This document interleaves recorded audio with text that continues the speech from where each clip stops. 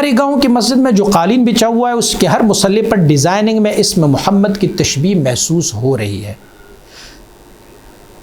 عاجز نے امام مسجد اور مسجد کمیٹی والوں سے بات کی مگر انہوں نے کوئی توجہ نہیں دی، بلکہ امام مسجد صاحب نے کہا آپ اس ڈیزائن کو دیکھ کر اسم محمد کا تصور نہ کریں، ایسی قالین پر نماز پڑھنا کیسا ہے۔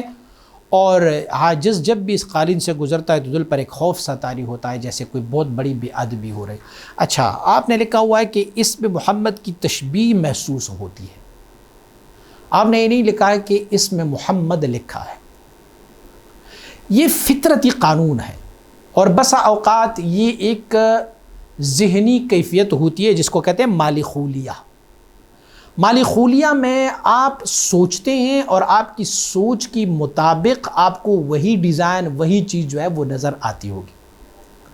دو ایسے حروف نصب آپ کو تو اسم محمد صلی اللہ علیہ وسلم کی شبیہ نظر آ رہی ہے، بسا اوقات بہت سارے لوگوں کو اس میں بت کے شکل نظر آتے ہیں، کہتے ہیں یہ دیکھو یہ دو آنکھیں بنی ہوئے، اس کے کان بنے ہوئے، یہ اس کا سر ہے، یہ اس کا دڑ بنا ہوا ہے۔ بہت سارے لوگوں کو یہ ہوتا ہے، لیکن جب تک کہ وہ کلیئر نہیں ہے اس وقت تک اس پر یہ حکم نہیں لگایا جا سکتا ہے۔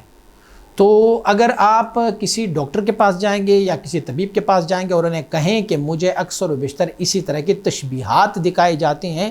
یا شبیہ دکھائی جاتی ہے تو وہ آپ کو یقیناً دوائی دیں گے اور آپ کی یہ والا کام ختم ہو جائے۔ ایک ہے بالکل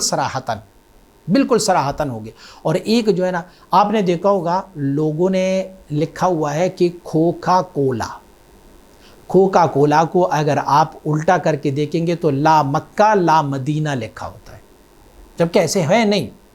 یہ ہماری تخیلات ہے، ہماری سوچ ہے، اور ہمارے سوچ اور تخیلات کے مطابق وہ تشبیہات اور مشابہات ہمیں نظر آ رہی ہوتی ہے، ایسے کوئی بات نہیں ہے۔